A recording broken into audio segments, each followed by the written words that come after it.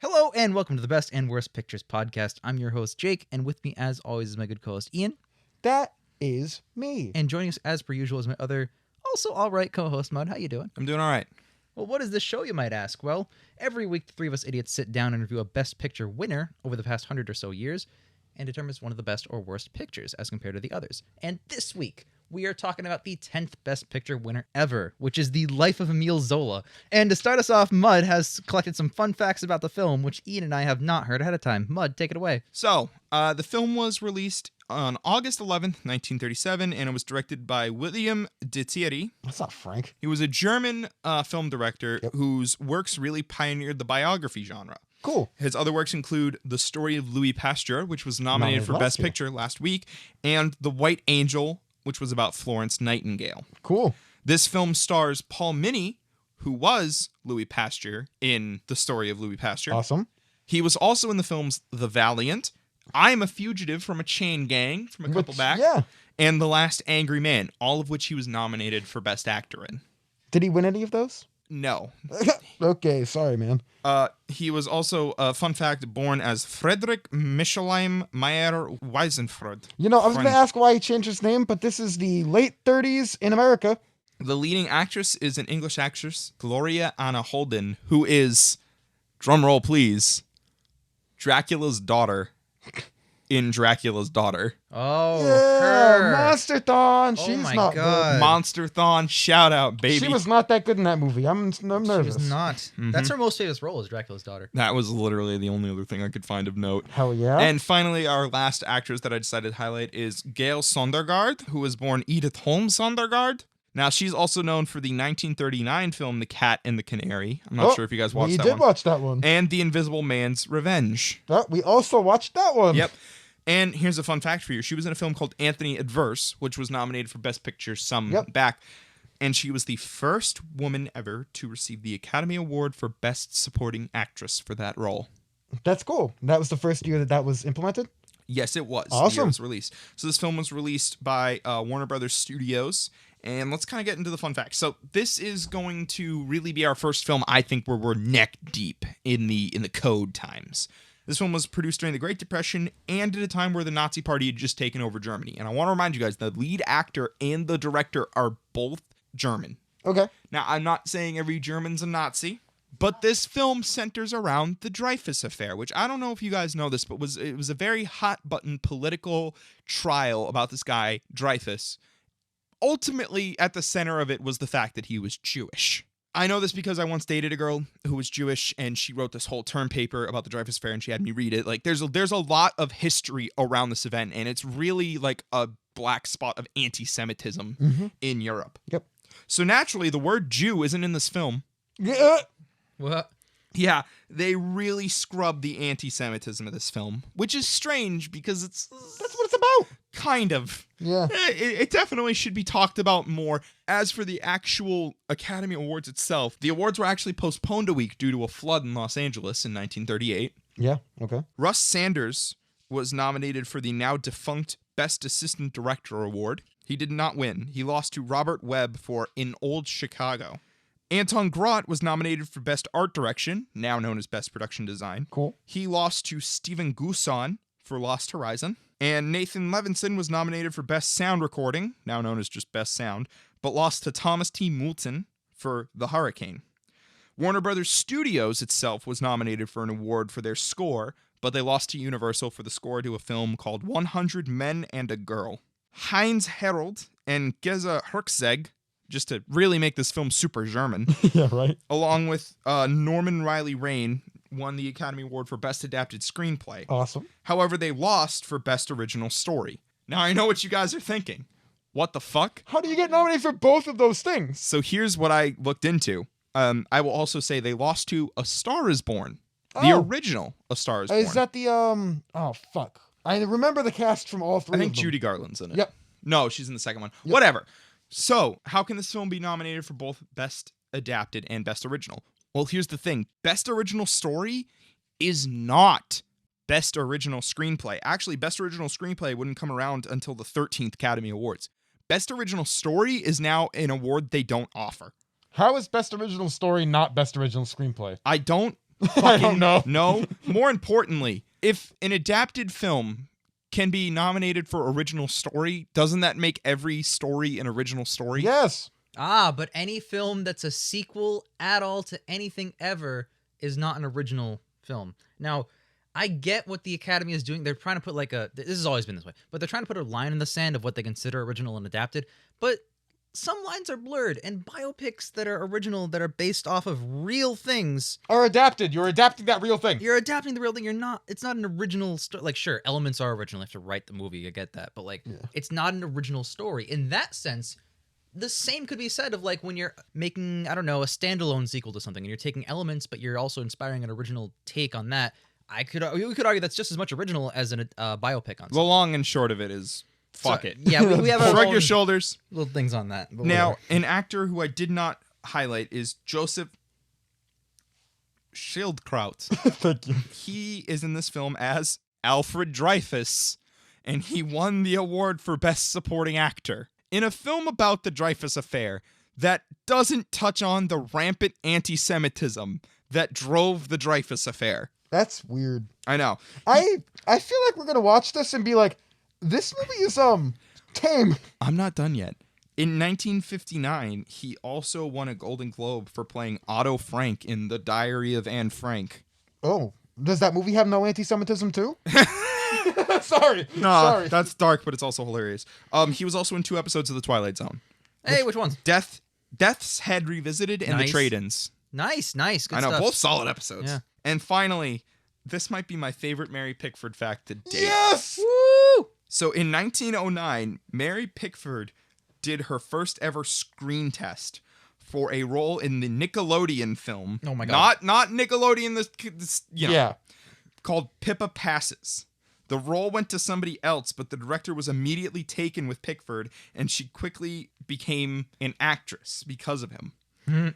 That director's name was D.W. Griffith. Oh. Yes, that's D.W. Griffith. Is it that Birth of a Nation guy? Hold on. Famous film pioneer and racist D.W. Griffith. Those are 2 of his most core qualities. I read that and I said out loud, Oh, holy wow. shit. You know, wait a minute. How is the Mary Pickford fact for the freaking anti-Semitism movie with no Semitism in it?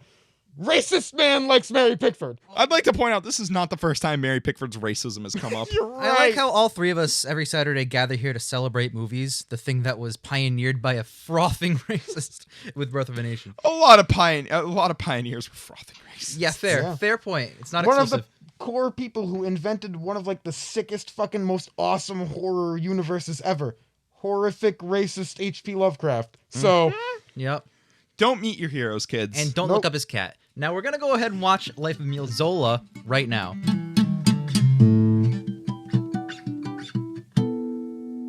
So we're back from Emile Zola, the hit film. The Life of Emile The Zola. life of it, yeah. It was... man, the hit film, more like the mildly okay but boring film. Fucking got him, Ian. It's not the worst thing we've watched. Definitely not the worst, but that also means it's not the best. It's far from the best. It's messy. I don't even think messy is like it's cohesive. It's like if you took a history book but just poured water in it. Yeah. Yeah, no, wow, you guys are talking about the big point already. Let's start small. I love the costumes. I love the actual production design. Oh my god, they all look Awesome. so fancy.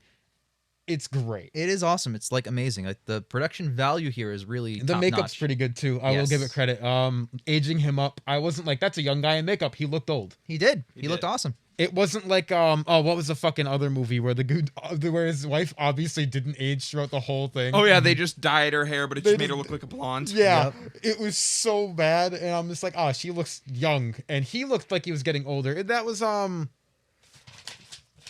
fucking get me going through the notes. The fucking shit tier one, Cavalcade. Thank you. Cavalcade, yeah. Yeah. Where he looked infinitely young, even though she's been aging up the whole time and he's been aging up the whole time. No, this movie did a really, really good job aging up the characters. And I respected that. Even though it was only a couple years, he aged quite a bit because he was towards the end of his life. So I thought Yeah. that was really cool. Well, it also, the movie starts with him very young. Yes, when it he's does. like an up-and-comer, which is my biggest problem with the movie. There's a 30-minute intro to this guy, Emile Zola. Yep. going with like it's supposed to be like the story of how he got to where he was when the trial started. Yep. He was down on his luck. He didn't have a lot of money. He was asking for a lot of advances, and he didn't want to surrender artistic integrity to make money. Yeah. And then he made money. And that's it. Yep. He made a book, got published, became very famous. Yeah, there was no struggle with him. No struggle there. And then after 35 minutes, we get into the Dreyfus Affair, which is the main thrust of the film. Yep. We will talk more ad nauseum about that, but there's like a good 15, 20-minute long break where they introduce the Dreyfus Affair that he's not in. And that's the Better part.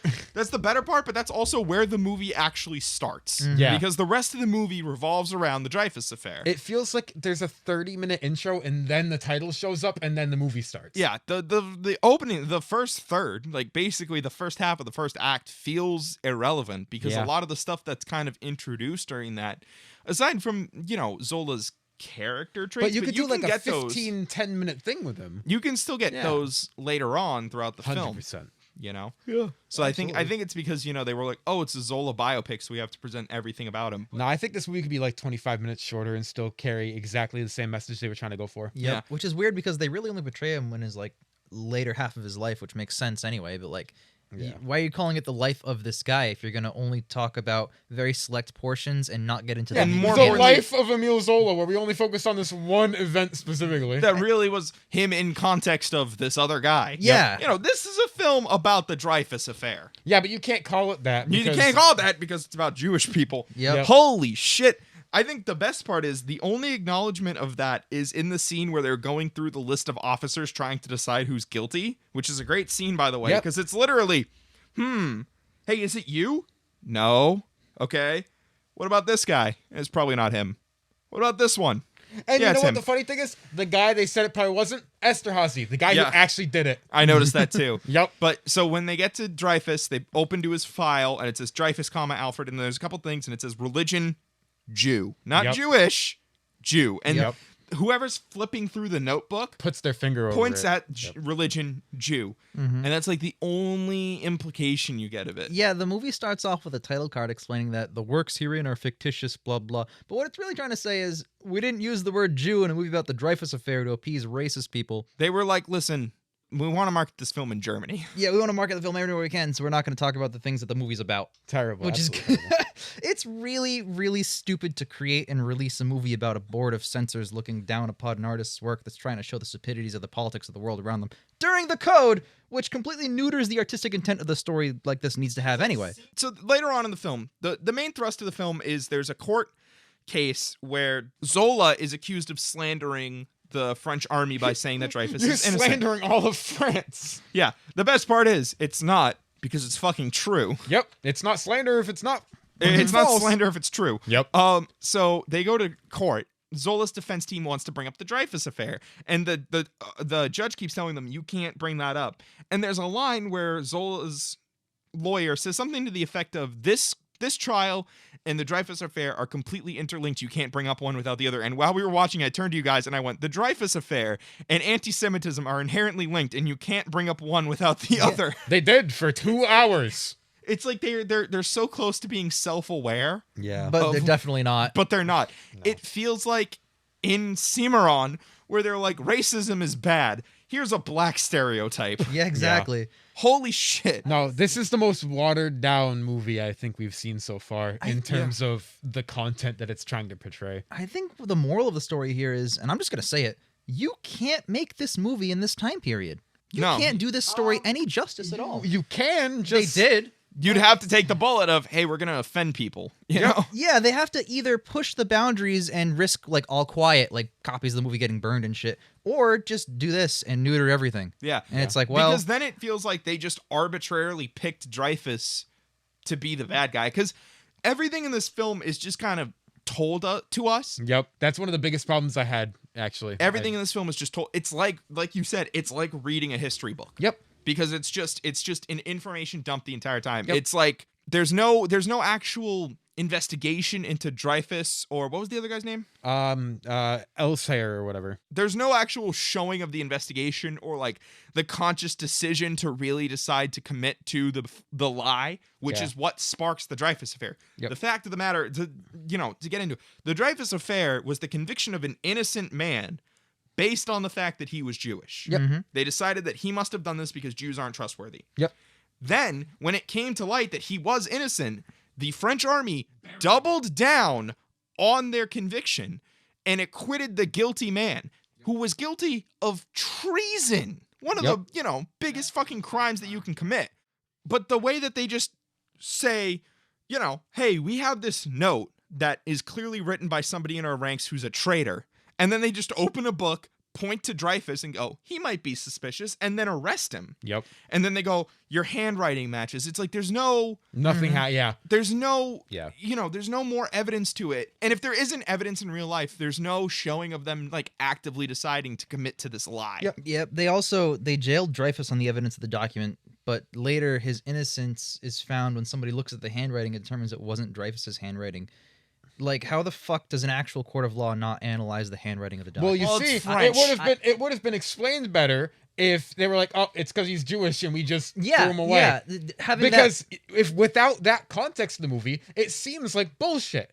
Having that inherent bias, I totally understand that. Yep. But in the context of the film, it just seems like they didn't check the handwriting of the. They didn't do anything. An actual when the main court of law. crux of their evidence is the handwriting matching. It should match. Yeah. How does an actual court of law not analyze the handwriting of the document? That's like step one. That's the simplest Especially thing. back then when that's only one of the two things they could But do. more importantly, the guy who actually did it, Haverathi or whatever, they convict him because the handwriting matches. And it's like, okay, so are you telling me that Dreyfus and this other guy have similar handwriting? Yep. Are you telling me they actively decided that Dreyfus looks like this? And, because then there's also this stuff about a forgery, and it's like, I'm not seeing the documents. It was probably a plant.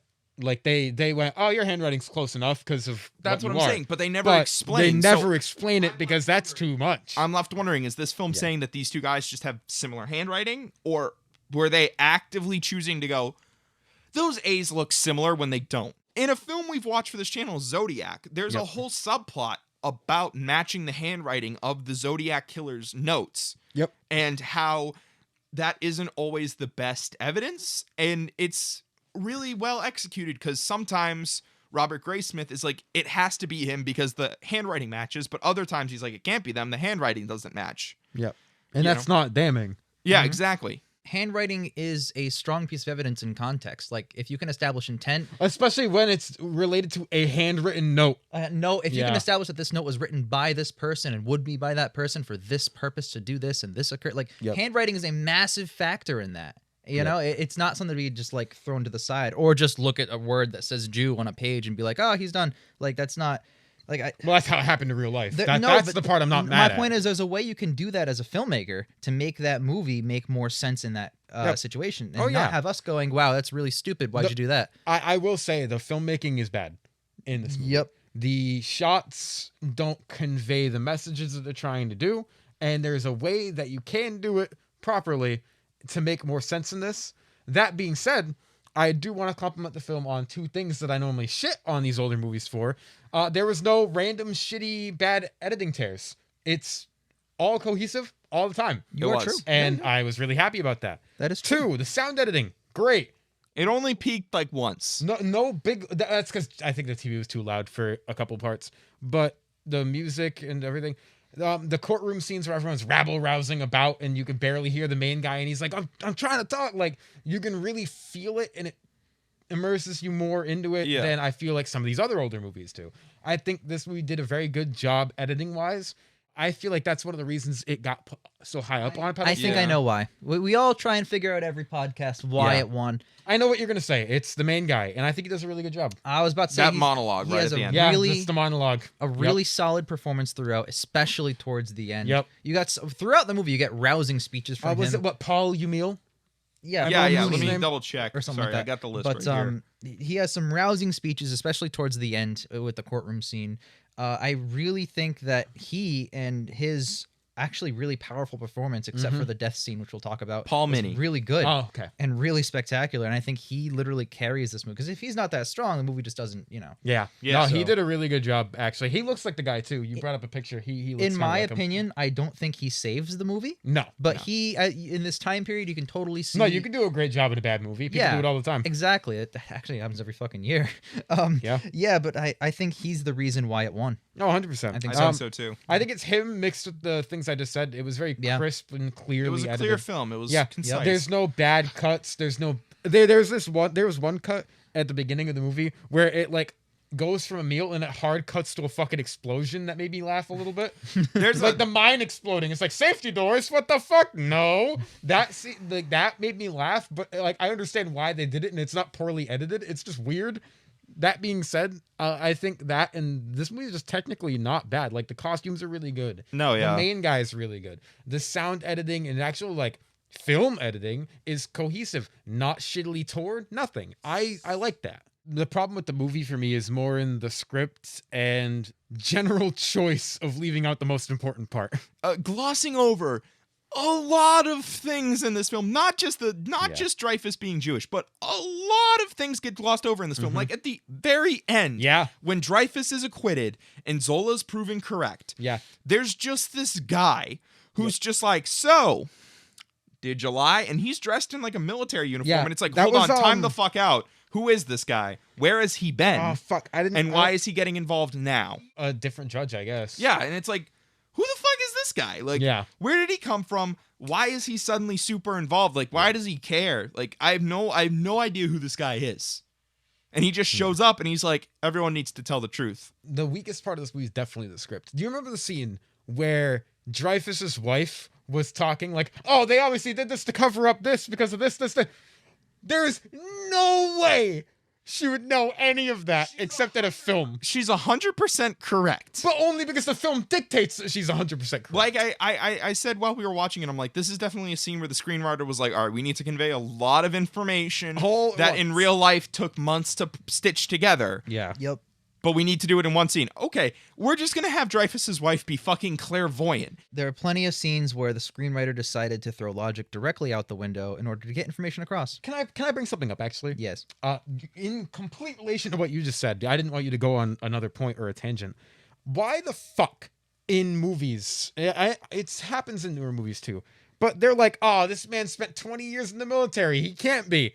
Bitch, what? That's how you get higher up. That's how you get better information. What do you mean he can't be a traitor if he spent 20 years in the military? Like, that is the exact opposite of how these things work. Exactly. These like things like that make no Every five-star sense. general is a traitor to this nation. No, not every, but like Most. A dude who just joins the military can't be like, "Oh, here's all of our battle strategies." Like, you have to have some experience. So why is experience being brought in as innocence in any of these? Yeah, I arguments? really don't get that argument. Well, like even Zola brings that up. Yeah. He's like when he's like talking about why you found Dreyfus guilty, notably not noting the fact that he's Jewish, but he's just like, he's been in the army for a long time.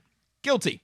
Like Yep. that's a part of that great scene where he gives that monologue is he's like, here's all the reasons that Dreyfus is quote guilty. Yeah. And another big thing too, like I really none of the court is how court would work, even in other countries, even in this time period. I'm film gonna get into it. Yeah. Because I know the reverse arguments, but I have counterpoints for all that. Oh, there's no reverse argument. Not a lot of films portray court accurately. Yeah. In fact, I can only think of maybe 2% that do. Doesn't make it okay. You don't just run No, it definitely doesn't make it okay, but like... You don't just run up to the witness stand. You don't attempt to strike the witness without getting thrown out of court immediately. The judge didn't even bang the gavel to keep the order in the court. He 17 didn't even have times. a gavel. He didn't have it. Like, bruh. And Is then that an American thing? And then I think it's an English thing too. the best part of all, they asked the witness a question, and then the guy who asked the question immediately said, "See, he's guilty." Like, no, you don't ask a witness a question they're not. The whole point of an examination and a cross-examination by extension is getting the right answers out of your witnesses. You can't do this if you ask a question, then don't let the witness answer the question.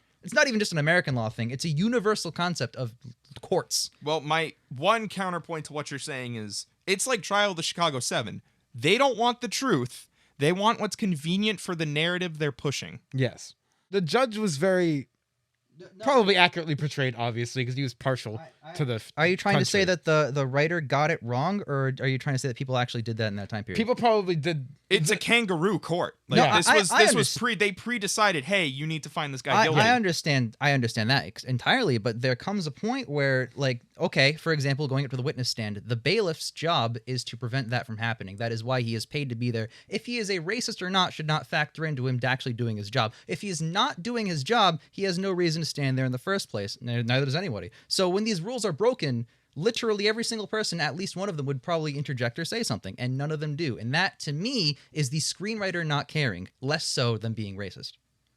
I don't think it has anything to do with the race. It just had to do with them being like, we need to find Zola guilty to continue the honor of the army. See, but the way in which it was executed, to me, speaks of very poor writing as opposed to that. Well, yeah, the movie reeks of very poor writing. Yeah, it does. If you wanted to convey that message, you can do it like Trial Chicago 7 did. The way it was done. You can do it in ways where the prejudice and racism of the people who are doing the court thing is portrayed in an accurate way. I think the way they did it with the judge made sense, but not the way they did it with everything else in the courtroom. I disagree. I think the entire courtroom is just a very badly written sequence. I think the judge in this film reminds me a lot of the judge in Trial of Chicago 7, but I do agree that there's some things.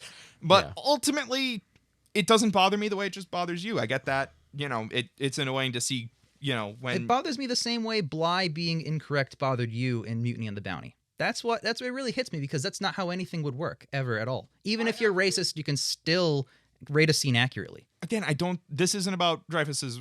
I mean, it is about Dreyfus's race, But but in it's the more about context of the the movie, honor. it It's wasn't, about preserving the lie of the army, which is about Dreyfus's race. But I think if I were to do more research on this, because I don't know much about Zola's part of the case, I only know more about the initial investigation into Dreyfus is what I really know. Mm-hmm. If I were to do more investigation and suddenly it's like, actually, the judge was super impartial and was very nice, and he's the reason that... then I'd be pissed. Mm-hmm. Yeah. But at the moment, I'm indifferent to it. I think one of the biggest issues that I have, besides the bullshit of the script, is that none of the other actors feel really great. It's Zola and everyone else. It's Zola and then the rest of the cast. It Even feels like... Dreyfus. Do you remember the scene where... Dreyfus won Best Supporting Actor for this film, actually.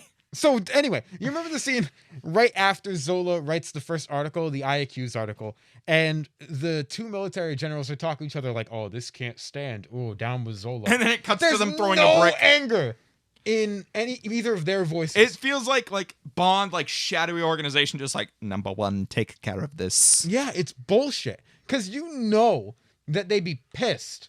And there's no emotion in that whole scene. And it's so frustrating because, like, with just a little bit more from everybody around, I think the film's fine. I think it might be okay. This whole film, every single aspect except the things I praised it for earlier, the costume, the sound, the and the production editing, is good, but the execution. Everything about the execution is just, you put too much ice in it and now it's water. Again, it's like reading a history book. You're not getting any feel to the depth. The parts that are important are fucking sharpied out. It's like reading a history book about the Civil War in the South. Edited, bland, shitty history is so fucking boring and damning and just destructive. Yeah. This movie has nothing. See, you remember how we were talking about the best pictures that get forgotten about and that we haven't really heard anything about and that we don't really know anything about? Why is this forgotten? Because it's shitty, watered down, destructive history.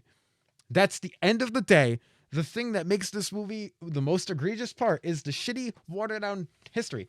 It doesn't matter how good the film is if the history behind the film is bad or inaccurate. I 100% agree. And the film's not good. The film's not that good. It's a mid-tier film, I would say. But it's a mid-tier film that its historical inaccuracies and glossing over of the topic makes it worse and detracts it from being a mid-tier film. I would line more with Ian's opinion. I think that this movie, is not very engaging for a lot of the reasons we... No, I even said early on, everything about this film's kind of diluted and boring so far. Yeah, exactly. Yeah. And oh my God, the fucking first 30 minutes. Yeah. Hit me with a fucking great Ziegfeld. I didn't have money.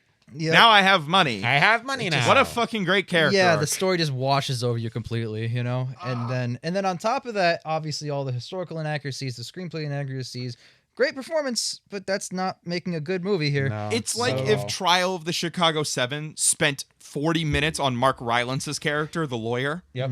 and then suddenly transitioned into it. And it's like, okay, cool. Now we have 40 minutes of backstory on a supporting character who's not the fucking focus. And even the main character, Zola's technically the main character, and he is boring for the first 45 minutes he's on screen. Even the scene where he starts showing up as a more interesting and developed and well-acted character, like at the beginning, I'm like, oh, this guy's doing fine. And the scene where Dreyfus's wife comes in and puts on the overacting shit-tier performance of her life, that's when his character starts to be interesting. But it's surrounded by, oh, my husband. Terrible, overacting, overdramatic garbage. I will say, though, that the movie really does start picking up in the third act. Yeah, When it okay, ends. great. Kind of a backhanded compliment since 2/3 of the movie does not Movie's pick up. really great when it starts to end. That's That's terrible. I know. Yeah. And I- I, as a man who bitched about the court scenes the most, I think those are the most engaging parts of the movie. They are. There we are. Because anything's happening. Because he's going on his speeches about fucking freedoms and all this shit. You got Zola going off on him. You got the court. Like it's in theory, it's a good scene. I hate it, but those are the most interesting parts. And Because it's where he gets to shine and he's the best part. you get to see that, and then Zola dies. We were all kind of laughing at that, but Dude, that scene blew. the scene It's like, where what's Zola it matter? just dying at his It's desk. not even that. Okay, so he's perfectly healthy. It's like, oh my God, I had all these ideas. I'm going to write a book. I need it higher, more stairs. She leaves and he goes, and fucking dies. He It's just dies so right away. funny. There's no context. There's no It's reason. so bad. I'm looking it up. Why did Zola die in real life? Probably had fucking smallpox. I don't know. It wasn't established. Whatever it was. I'm looking it What up. did this man die of? Death. He stopped breathing. Carbon monoxide poisoning. Oh, That they did not show- happen. No, they showed the smoke. They showed smoke. That was not conveyed in a good No, way. You know what? it No, wasn't. I'll say this. That's a nice through narrative because the first thing in the film is he complains about a draft and would rather suffocate than get cold. Oh, really? That's our Interesting. worst That's thing the in opening there? scene. Wow, Oh, ironic. Still bad. Yeah, it good. still sucks. Because again, the script didn't convey that very well for me. Mm-hmm. I thought it was his pipe that Yeah. was smoking on the chair that he left it there. Oh shit! This is my anthrax-laced tobacco. Let me go in and just share this fun fact. I'm reading about his death. He already wrote a book, having completed it, about the Dreyfus affair, or the Dreyfus trial, sorry. And a sequel called Justice had been planned, but was not completed because he died. So in that room, he was probably like about to start writing the sequel. But he didn't have any. There was no passage of time that indicated he wrote the first one. Oh, I'm reading you facts. I'm not reading you the movie script. Okay, I'm just saying. I'm reading you real life. Building off what you said, the movie does a very poor job of building what kind of writer he is because he's Yeah. writing for a newspaper, but it also seems like he writes fiction. So it's Yeah. like, Yeah. well, which is it? Is It he doing seems like both? he writes. I think he just writes. It seems like he writes non-fiction based fiction. So it's like based off of real people, but fictionalized versions, kind of like the shit to your movie. Anyways, The government would say that he writes fiction. With all of our bitching and moaning about the movie, do we have anything else to add? let me take a look at my notes. I am all set. Therefore, we're all set. Let's begin. I'm gonna give it a 2 because it's not offensively terrible, but it is not great. And I think a lot of what bolsters that up to a 2 would be the guy's performance. That's about it. I think I'm going to go one step above you. 3. I think the things that make it a 3 are the guy's performance. And the film editing, the audio editing, and the costumes are all phenomenal. And I think they did a good job on the production of this movie. That being said, the script is really, really bad. And the fact that your main point of the movie is glossed over and inherently makes your script worse makes it infinitely worse. I think if the movie got to focus on what it got to focus on properly, it might be maybe a 5 or a 6. But the fact that it doesn't and still tries to do it makes it a 3. And to round us off, I will be going one step beyond you and giving it a 10. 4. 10, baby. Because I think it was well acted. I think the designs of the production were pretty decent. At the very beginning, it's a little cheap looking, but as the film goes on, it gets more grandiose. But yeah, it's like reading a textbook. It's just so watered down and neutered and unfocused. This film is unfocused. It's the life of Emile Zola, but it really revolves around his involvement in the Dreyfus affair. But it's not about the Dreyfus affair. Because you can't make it about that. You can't make it about Jews. I'm gonna say something that everyone already knows already. My favorite is All Quiet, and my least favorite is Cavalcade. Yeah! Same. Mutiny on the Bounty is the best one. And then Cavalcade. All right, and that'll just about do it. Guys, Yeah? before we end off, What's next? I'll tell you what's next. I'm It's looking the forward to it. 11th Best Picture winner ever, which is You Can't Take It With You. And it's on HBO Max. We get to actually watch it instead of downloading it illegally. We finna do this shit like this. It's like Man, the Red Wedding is really graphic. Yep. Wow, that guy fell down, no blood. That guy got cut, no blood. Czego się boisz? Pomóż mi! So you're telling me that in Polish, "Pomóż" is help. Ah, the Witcher's greatest enemy, gravity. This is what I wanted to see him fight. Physics. I mean, dude, this man dies to very small fall damage. in You the are game. correct. There was this whole thing at the beginning about a wedding, and now, Jesus fucking Christ! I now completely understand why he has not hunted anything on screen yet, because that is how it would have to look. I'd like to see what he's doing, please. He just swings the sword like a mongoloid. Can we see? Is it over? Was that the whole action shot? Are you kidding me? lying ass niggas in your punk